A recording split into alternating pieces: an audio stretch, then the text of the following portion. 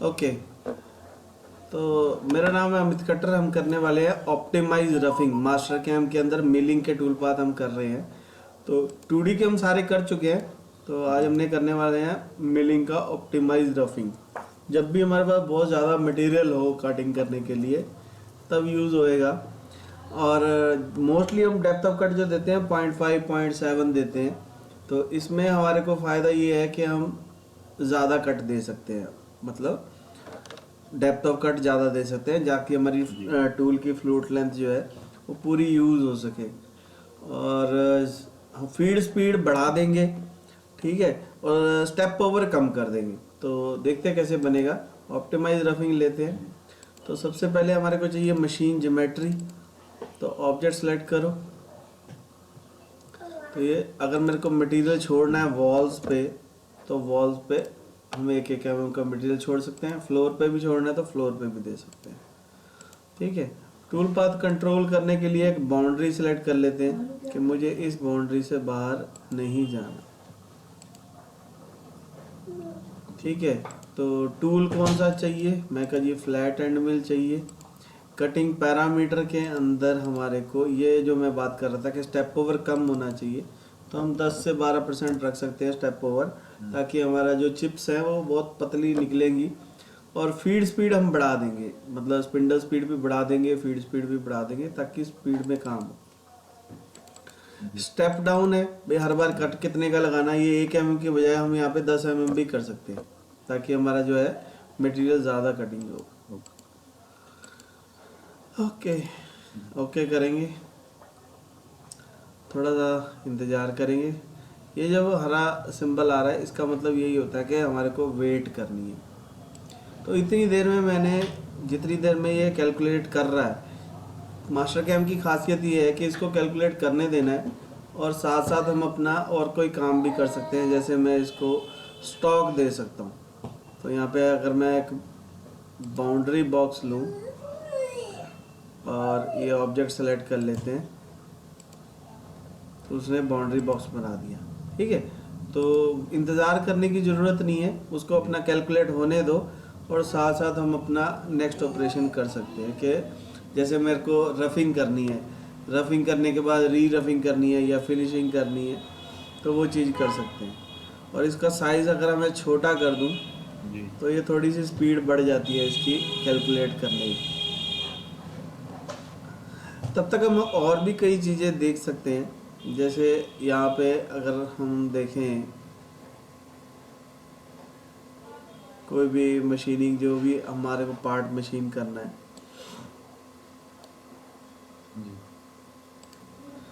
तो ये हमारा टूल पाथ जो है क्रिएट हो गया। अब ये बाहर वाली साइड भी चल गया और अंदर वाली साइड भी चल गया। तो हम नहीं चाहते कि बाहर वाली साइड चले, तो इसका मतलब हमारे को बाउंड्री ठीक करनी पड़ेगी। यहाँ पे फ्रॉम आउटसाइड है, इसको कहेंगे स्टे इनसाइड। तो स्टे इनसाइड में हम अंदर वाली बाउंड्री सेलेक्ट कर लेंगे। इसको भी ले सकते हैं और इसको थोड़ा छोटा करके ही हम रीजनरेट दबाएंगे। तो वो डिपेंड करेगा कि आपके मॉडल कितना बड़ा है और कितने का हम कट लगा रहे हैं और कितनी, क्योंकि हमने स्टेप ओवर कम कर दिया तो थोड़ा सा ये कैलकुलेशन में टाइम ज़रूर ज़्यादा लगाएगा, क्योंकि लाइनें बहुत ज़्यादा हो जाती हैं उसमें। पर एक्चुअल में जब हम इसको चलाएंगे तो क्योंकि हमने फीड स्पीड बढ़ा दी है, तो इस वजह से हमारा जो है कट इजीली लगेगा जी। ये हमारा टूल पाथ जो है क्रिएट हो गया। अगर मैं इसको चला के देखना चाहता हूँ तो मैं यहाँ से इसको वेरीफाई करूँगा।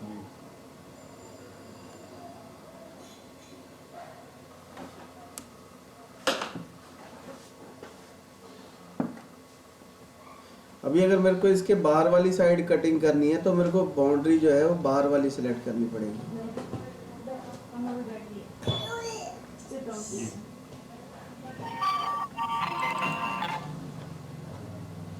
प्ले करते हैं।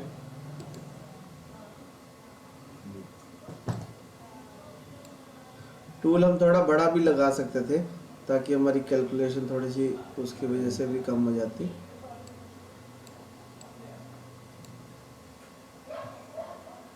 तो डिपेंड करता है कि हमारे को कितना मटेरियल रिमूव करना है।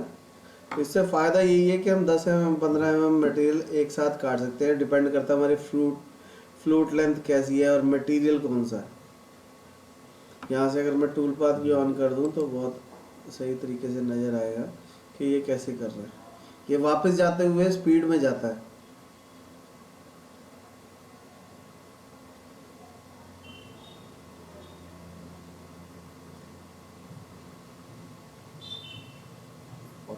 मिनट में हो जाएगा है 48 मिनट में हो जाएगा ये। हाँ हाँ,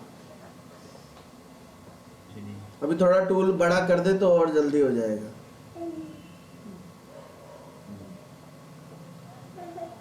इसी चीज़ को अगर मैं सिंपल पॉकेट मिलिंग से या एरिया मिलिंग से कटिंग करूं तो फिर उसके बाद भी हमारे को टाइम देखना है कि अगर मैं एरिया मिल से इसको कटिंग करता हूं तो मैं कैसे कटिंग कर सकता हूँ।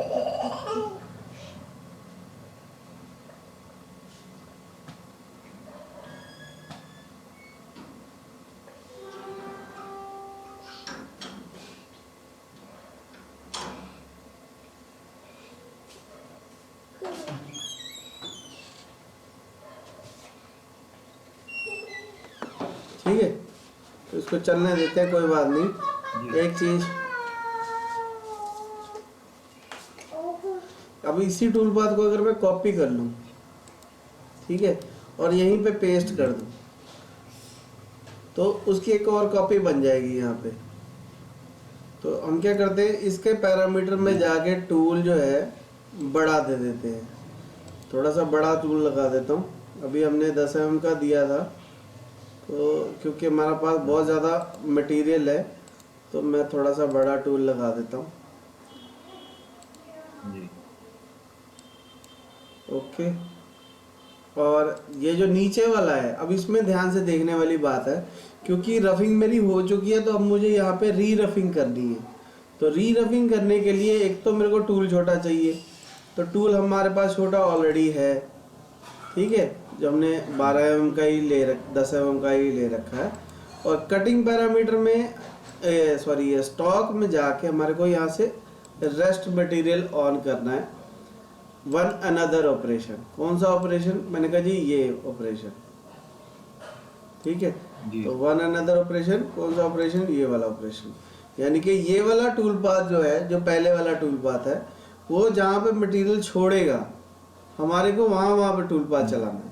हमारे को सारी जगह नहीं टूल पाथ चलाना, हमारे को सिर्फ वही चलाना है जहाँ पे ये वाला टूल पाथ मटेरियल छोड़ेगा, या हमने जो स्टॉक छोड़ रखा है। तो हम यहाँ पे स्टॉक भी हमारे को हटाना पड़ेगा या थोड़ा कम करना पड़ेगा फिनिशिंग के लिए। अगर हमारे को मटेरियल छोड़ना है तो हम वो बस उतना मटेरियल छोड़ेंगे, बाकी का हटा देंगे। तो कटिंग पैरामीटर में जाएंगे, बाकी के सारी ऑप्शंस हमारी ठीक है, ओके करेंगे, और इन दोनों टूल पाथ को हम जनरेट दबा देंगे। तो ये देखो, जो चीज़ जनरेट हो रही होती है वो ग्रीन कलर में होती है, और जो चीज़ पेंडिंग है, पेंडिंग टूल पाथ, वो येलो कलर का है। मतलब इस वक्त जो कैलकुलेशन हो रही है, इस वक्त जो बैकग्राउंड में कैलकुलेशन हो रही है वो ऊपर वाले टूल पाथ की हो रही है, ठीक है, और येलो वाला जो है वो पेंडिंग में है। तो इसका मतलब इसको टाइम लगेगा, तो हम उसके हिसाब से अपना शेड्यूल सेट कर सकते हैं कि अब मुझे नेक्स्ट ऑपरेशन में क्या करना चाहिए। एक और बड़ी अच्छी बात है, मैं साथ के साथ एक बार और मास्टर कैम खोल सकता हूँ। मतलब हम यहाँ पे तो 2 इकट्ठी फाइलें नहीं खोल सकते मास्टर कैम की, पर मैं एक मास्टर कैम और खोल सकता हूँ। तो ये अपना कैलकुलेशन यहाँ पे होती रहेगी, और साथ के साथ मेरे पास एक मास्टर कैम और खुल जाएगा। तो जब भी हम काम कर रहे होंगे कंपनी में या कहीं पे भी, तो ऐसा टाइम हमारे को वेस्ट नहीं करना। हमारे को जो कैलकुलेशन जो हो रही है वो कैलकुलेशन होने देनी है, साथ साथ हम एक बारी और मास्टर कैम खोल के उसके ऊपर काम कर सकते हैं। जी सर, ठीक है, नहीं तो मतलब हमारा बहुत सारा टाइम सेव हो जाएगा उसके हिसाब से। तो जितनी देर में ये कैलकुलेट होता है उतनी देर में आप कोई मॉडल बना सकते हो, कोई ड्राइंग बना सकते हो, कोई ना कोई ऑपरेशन और भी कर सकते हैं। क्योंकि उस वाले मास्टर कैम में तो मैं कुछ नहीं कर पाऊँगा, पर मैं इसको अगर मिनिमाइज कर दूंगा तो ये देखो, ये मेरे पास मास्टर कैम खुल गया, अभी ऑन हो रहा है वो। ठीक है, तो ये हमारा मास्टर कैम यहाँ पे आ गया। तो साइड बाय साइड उसको वहाँ पे कैलकुलेशन होने दो और हम यहाँ पे कोई और प्रोग्राम या कोई ड्राइंग बना सकते हैं। ठीक है नहीं, जब भी कोई भी ड्राइंग बनानी है, कोई मॉडल बनाना है, तो डायमेंशन का सही होना ज़रूरी है और हमारे को पता भी होना चाहिए भी हम कितनी डायमेंशन के हिसाब से बना रहे हैं। तो कोई भी मतलब ये भी इम्पोर्टेंट चीज़ थी कि अगर मेरे को टाइम यूटिलाइज कैसे करना है, या चाहे वो कटिंग के टाइम या फिर हमारे मशीनिंग के टाइम। ठीक है नहीं, तो जितनी देर में मैं यहाँ पे काम करूँगा, देखो बैकग्राउंड में वहाँ पे प्रोसेस जो है वो चल रहे हैं अभी, तो कोई दिक्कत नहीं है, उनको चलने देते हैं।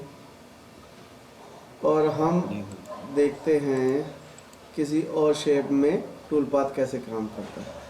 ठीक है, तो हम बात कर रहे थे ऑप्टिमाइज रफिंग की। अब जो चीज़ ऑप्टिमाइज रफिंग से हो रही है वही चीज़ एरिया मिल से भी हो सकती है, वही चीज़ पॉकेट मिल से भी हो सकती है। तो मेरे से बहुत सारे लोग पूछते हैं कि कौन सा बेस्ट है, तो ये बताना बड़ा डिफ़िकल्ट टास्क है, क्योंकि अलग अलग शेप पे, अलग अलग मटेरियल के ऊपर, अलग अलग सिचुएशन में हमारे को अलग अलग टूल पाथ मिलता है।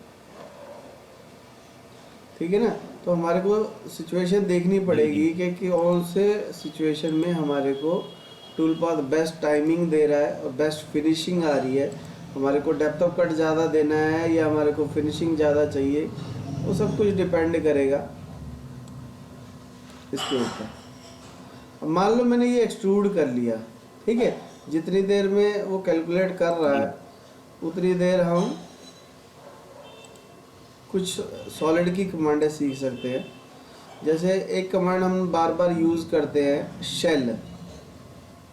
ठीक है, तो शेल का क्या काम है, ये देखो यहाँ पे दो चीज़ें आ रही हैं, एक बॉडी आ रही है, एक सरफेस आ रही है। तो मुझे बॉडी नहीं करना, मुझे सिर्फ सरफेस करना है। कौन सा सरफेस? ये सरफेस। ओके करूँगा तो ये हमारे से पूछेगा थिकनेस कितनी चाहिए।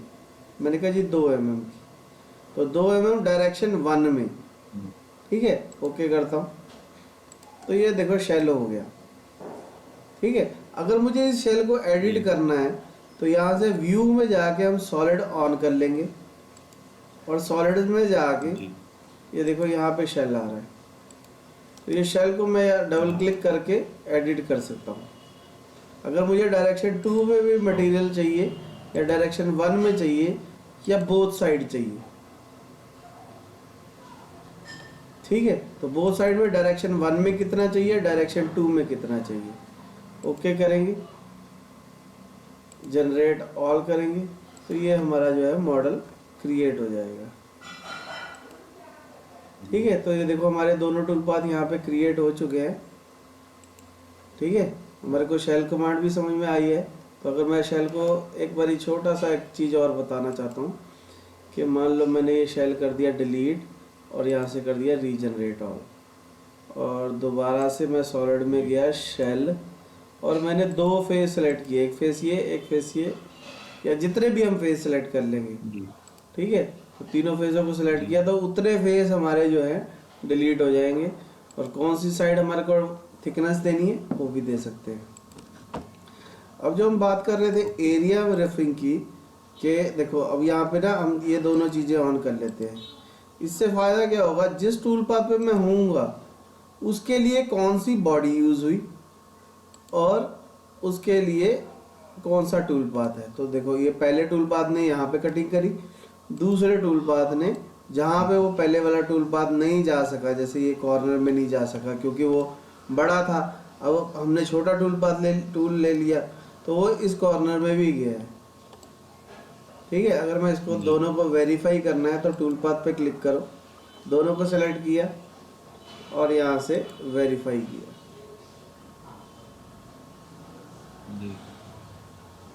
तो वेरीफाई करते हुए हमारे को क्या करना है, वेरीफाई में हमारे को कलर लूप ऑन कर देना है ताकि हमारे को दोनों टूल पाथों का कलर अलग अलग दिखाई दे। और प्ले कर सकते हैं। जी।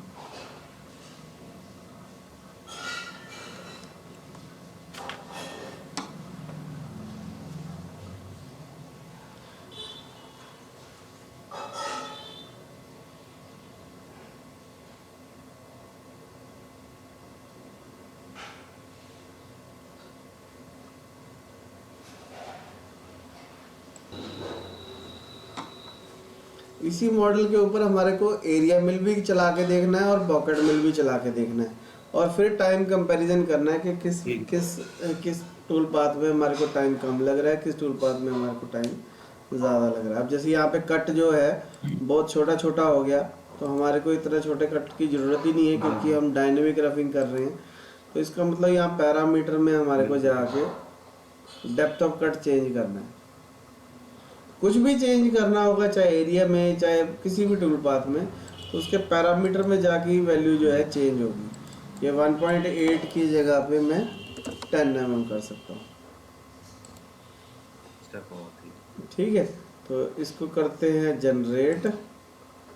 ठीक है, तो इतनी देर में मैं आके दूसरे पे काम कर सकता हूँ।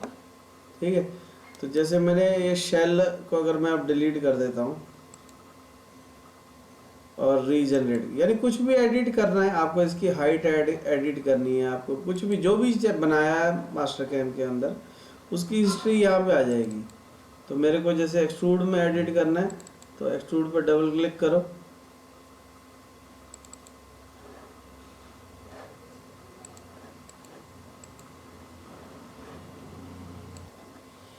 और इसकी जो अगर हमारे को डेप्थ या कुछ भी चेंज करना है वो चेंज कर सकते हैं।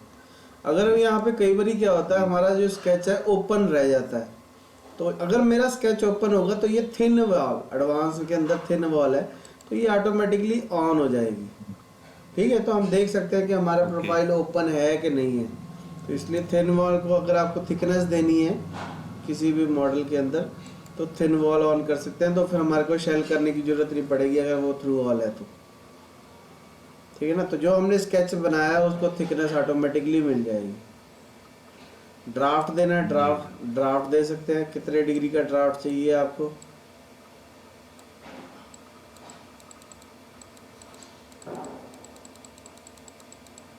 पॉजिटिव ड्राफ्ट देना है, नेगेटिव ड्राफ्ट देना है, वो हमारी मर्जी है। ठीक है, फिलहाल मैं ड्राफ्ट भी बंद कर रहा हूँ, थिन वॉल भी बंद कर रहा हूँ। एक्सट्रूड में भी हम बोथ डायरेक्शन में भी एक्सट्रूड कर सकते हैं, सिंगल डायरेक्शन में भी एक्सट्रूड कर सकते हैं, और अगर मुझे डायरेक्शन चेंज करनी है तो यहाँ से डायरेक्शन भी मैं चेंज कर सकता हूँ। ओके करेंगे और रीजनरेट ऑल करेंगे। तो ये टूल पाथ हमारे क्रिएट हो चुके हैं। अब की बार टाइम क्यों लगा कम, क्योंकि हमने 1 mm के बजाय 10 mm कर दिया है। एक शॉर्टकट की होती है ऑल्ट टैब। ऑल्ट टैब से अपने जितनी चीज़ें खोल रखी है वो सब कुछ हमारे को नज़र आने लग जाता है। तो जिसके ऊपर क्लिक कर देंगे तो ये हमारा टूल पाथ जो है क्रिएट हो गया। ठीक है, तो हमारे को रफिंग भी समझ में आ गया, री रफिंग भी समझ में आ गया, और उसके बाद हमारे को शेल कमांड और एक्सट्रूड कमांड भी समझ में आ गया। ठीक है, तो अगर हमारे दिमाग, जैसे हमने कंप्यूटर में इसको बोलते हैं मल्टीटास्किंग। तो मल्टीटास्किंग का मतलब क्या है कि आप एक वक्त में 2 काम कर सकते हो, मॉडल भी बना रहे हो और साथ के साथ प्रोग्रामिंग भी कर रहे हो। तो ऐसे ही हमारे को असली ज़िंदगी में भी मल्टीटास्किंग कर सकते हैं। ठीक है, तो यानी कि हम डायनेमिक रफिंग सीखते सीखते, ऑप्टिमाइज रफिंग सीखते सीखते एक्सट्रूड कमांड और शेल कमांड भी सीख सकते हैं। ठीक है, तो मेरे हिसाब से तो काफ़ी सही वीडियो बन गई है। अगर पसंद आए तो लाइक करना है, चैनल को भी सब्सक्राइब करना है, सबके साथ शेयर करना है, और जैसे जैसे मैंने इस वीडियो में किया है वैसे वैसे करके देखोगे अपने कंप्यूटर में साथ साथ, तभी समझ में आएगा। ठीक है, अदरवाइज हौच पौच हो जाएगा।